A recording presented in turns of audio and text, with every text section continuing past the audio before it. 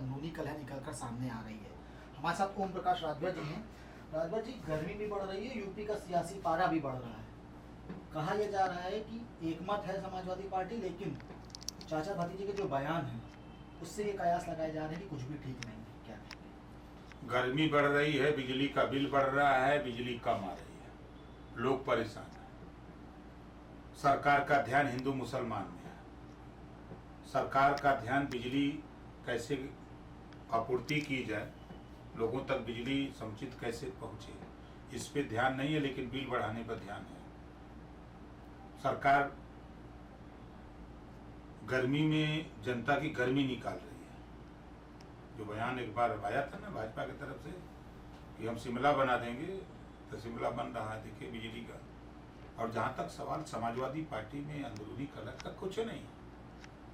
जयंत चौधरी जी साथ में हैं, प्रेमचंद प्रजापति साथ है, केशव देव मौर्य साथ हैं, संजय चौहान साथ है, ओम प्रकाश राजभर, ये हम सब लोग समाजवादी पार्टी के साथ हैं। तो कहाँ विवाद कहाँ है? ठीक, आप लोग साथ हैं, लेकिन शिवपाल सिंह यादव और आजम खान साहब, इन दो लोग अलग अलग दिखाई दे रहे हैं। एक भी बयान माननीय आजम खान जी का वो दिखा दीजिए हमको, तो माने। अरे कोई गांव का अध्यक्ष हो, कोई मुसलमान अगर इस्तीफा दे दे, अब उसको जो है तिल का ताड़ बना दिया जाए, हो सकता है उसका कोई व्यक्तिगत मामला हो। तो ऐसा कुछ नहीं है। 2022 के पहले जो स्थिति थी वही आज भी है। समाजवादी पार्टी से वो एमएलए हैं, समाजवादी पार्टी के बड़े नेता हैं, और आजम खान जी का एक भी बयान ऐसा नहीं है जो समाजवादी पार्टी के विरोध में है। देखिए, तिल का ताड़ तो तब बना जब रविदास मल्होत्रा से मुलाकात नहीं हुई, वो वापस खाली हाथ लौट आए। हमने भी देखा है, आप भी देखे होंगे, जब भी समाजवादी पार्टी का कोई डेलीगेशन भेजा जाता है तो पार्टी कार्यालय से बाकायदे लिख करके चिट्ठी आती है। क्या ऐसी कोई चिट्ठी जारी हुई?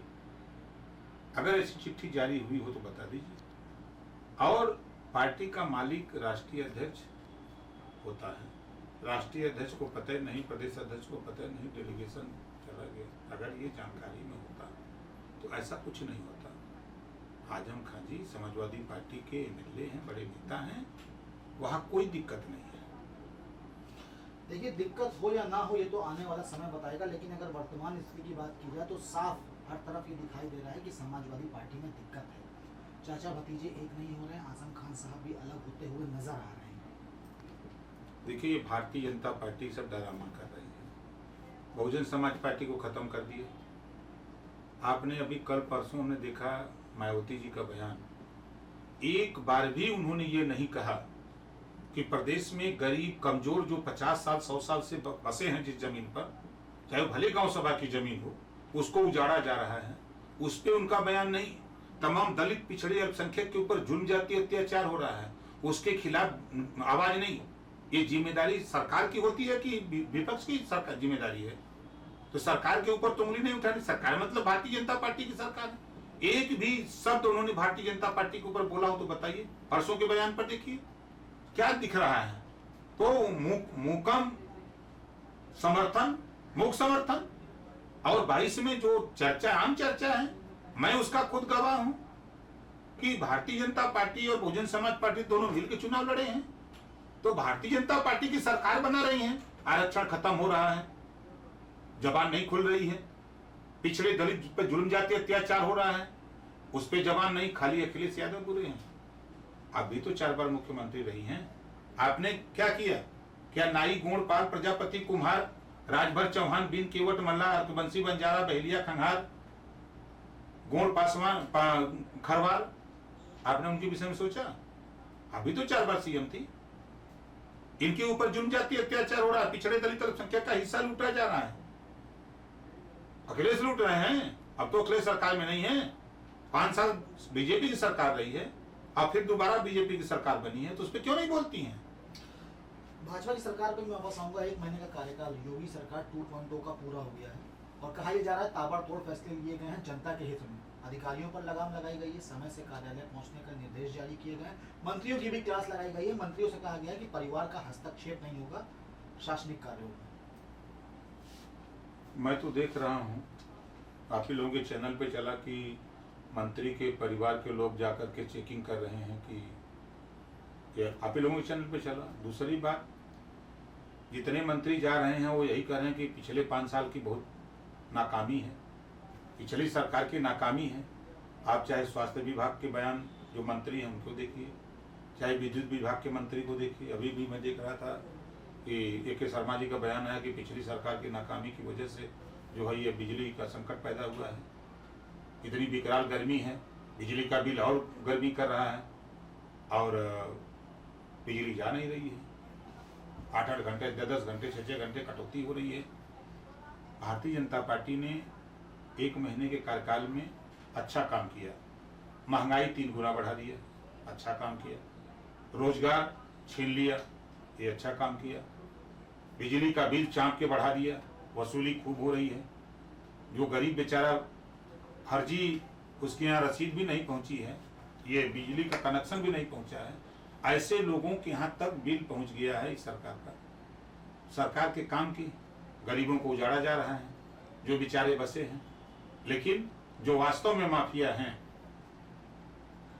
उनके यहाँ योगी जी का बुलडोजर, भारतीय जनता पार्टी का बुलडोजर नहीं जाएगा।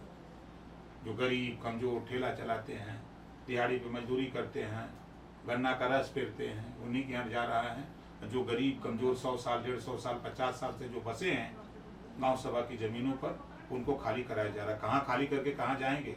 भाजपा के दफ्तर में रहेंगे? उन पे तो सोच नहीं है। यही काम तो भाजपा कर रही है। महंगाई के आलम उठा के देखिए, 10 रुपया का एक है नींबू। इस पे सोच नहीं कि नींबू क्यों ऐसा महंगा हो गया। गैस सिलेंडर जो है 120 रुपया में हो गया, पेट्रोल 119 रुपया हो गया, डीजल जो है 97 रुपया के ऊपर हो गया, हर चीज 3 गुना दाम हो गया। इसकी चिंता नहीं है। महंगाई आसमान छू रही है, आम आदमी परेशान है, सबके किचन का सिस्टम बिगड़ गया है। तो ये सब तो उपलब्धि है भारतीय जनता पार्टी की। राजभर जी, आखिरी सवाल है। 22 का चुनाव तो निकल गया, 24 का लोकसभा चुनाव है, उसके पहले भी नगर निगम के चुनाव होने वाले हैं। क्या तैयारियां हैं आप लोगों की, आपके संगठन की? देखिए, हमारा संगठन पूरी मजबूती से काम पे लगा हुआ है। हम लोग जहाँ जहाँ अपने नगर पालिका नगर पंचायत के चुनाव लड़ने हैं वहाँ हम लोग मजबूती से तैयारी में लगे हुए हैं।